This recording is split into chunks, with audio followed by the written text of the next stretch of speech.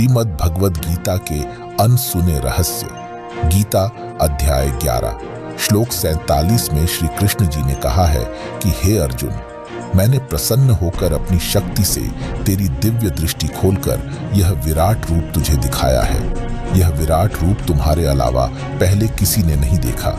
जबकि महाभारत के ग्रंथ में प्रकरण आता है कि जिस समय श्री कृष्ण जी कौरवों की सभा में उपस्थित थे और उनसे कह रहे थे कि आप दोनों कौरव और पांडव आपस में बातचीत करके अपनी संपत्ति यानी राज्य का बंटवारा कर लो, युद्ध करना शोभा नहीं देता। पांडवों ने कहा कि हमें 5 गांव दे दो, हम उन्हीं से निर्वाह कर लेंगे। दुर्योधन ने यह भी मांग नहीं मानी और कहा कि पांडवों के लिए सुई की नोक के समान भी राज्य नहीं है, युद्ध करके ले सकते हैं। इस बात से श्री कृष्ण भगवान बहुत क्रोधित हो गए तथा दुर्योधन से कहा कि तू पृथ्वी के नाश के लिए जन्मा है, कुल नाश करके मानेगा। भले मानव, कहां आधा राज्य, कहां 5 गांव, कुछ तो शर्म कर लो।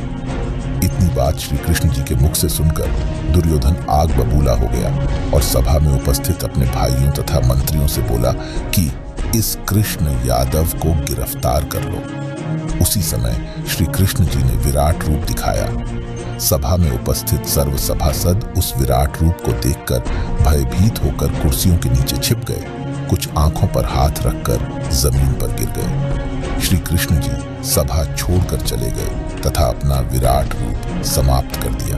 अब उस बात पर विचार करते हैं जो गीता अध्याय 11 श्लोक 47 में गीता ज्ञानदाता ने कहा था कि यह मेरा विराट रूप तेरे अतिरिक्त अर्जुन पहले किसी ने नहीं देखा। यदि श्री कृष्ण गीता ज्ञान बोल रहे होते तो यह कभी नहीं कहते कि मेरा विराट रूप तेरे अतिरिक्त पहले किसी ने नहीं देखा, क्योंकि श्री कृष्ण जी के विराट रूप को कौरव तथा अन्य सभासद पहले देख चुके थे। इससे सिद्ध हुआ कि श्रीमद् भगवद गीता का ज्ञान श्री कृष्ण ने नहीं कहा, उनके शरीर में प्रेतवत प्रवेश करके काल यानी क्षर पुरुष ने कहा था। अध्यात्म की ऐसी ही सत्य जानकारी के लिए चैनल को अभी सब्सक्राइब करें।